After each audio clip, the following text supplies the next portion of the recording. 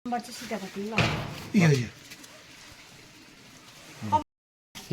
सबैजना मेरो फेसबुक अनि युट्युब च्यानलमा रहनुभएको साथीभाइहरूलाई अनि तपाईँहरूलाई मरिमरि धन्यवाद। अब अस्ति हाम्रो मेरो बाबा बिमार हुनुहुँदा कतिले है फोनमा कतै अब प्रार्थना गरिदिनु भएको थियो, कतिजनाले आएर है सहयोग गरिदिनु भयो, कतिले खानाहरू ल्याइदिनु भयो होइन, कतिले स्याहार सुसार गरिदिनु भयो, उनीहरूलाई मरिमरि धन्यवाद। र मेरो बाबा चाहिँ फिलहाल अहिले यतिको चाहिँ भएको छ हेरिहाल्नुहोस्। सो तपाईँहरूको नै सहयोग अनि सपोर्टले गर्दाखेरि है तपाईँको मायाले गर्दा यति गर्दै के भन्न चाहन्छु भने जति पनि मेरो साथीभाइहरूले है दुःख गरी खानाहरू ल्याइदिनु भयो होइन, सघाउनु भयो, सपोर्ट गरिदिनु भयो, उनीहरूको लागि चाहिँ विशेष यो मेरो भिडियो है। सिधा थाहा सिधा कम्बर चाहिँ सिधा राख्नु ल, कम्बर सिधा राख्नु, सिधा सिधा कडा नपर्ने कडा नपर्ने जिउ हल्का राख्नु, बिस्तारै अतलिनु हुँदैन।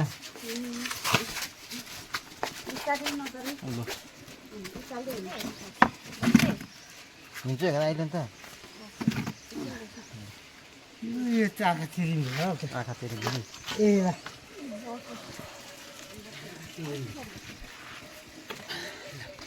पोपाको बल खोइ, पोपाको बल लिएर आऊ। फेरि बस्छ एकछिन।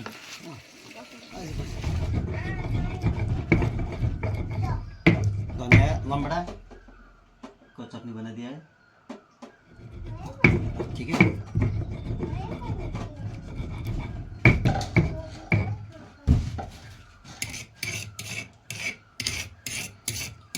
मिक्सीमा र सिलौटोमा चाहिँ धेरै फरक छ नि फेरि। के भन्छ लु त कति फलाएछ हेरौँ बोरामा छ के। अरे के भन्नुभएको, के भन्नुभएको, ए अरे के हो मेरो पुरानो डल्ला खानु काई यो फेक्नु त कहाँ फल्छ त, आगो निकाल्छु नि, लाज पार्यो आलुले। रोपाइ चाहिँ यस्तो है, कति 1 किलो त्योभन्दा ज्यादा रोपेको 1 किलो चाहिँ रहेछ। अस्ति पुरा खालेको थियो बुढो। र के छ भन्नुपर्ने तिम्रो आलु फलाइमा आलुले मलाई लाज पार्यो नि। के छ, के कमी भएछ, कस्तो भनेको थियो कि कमी के भएछ? आलुकोमा पानी ज्यादा भएछ हो, पानीले बिगार्दैछ नि त।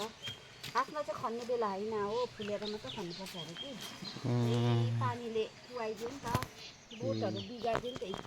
अन्त चाहिँ मैले खनिदिएको हो।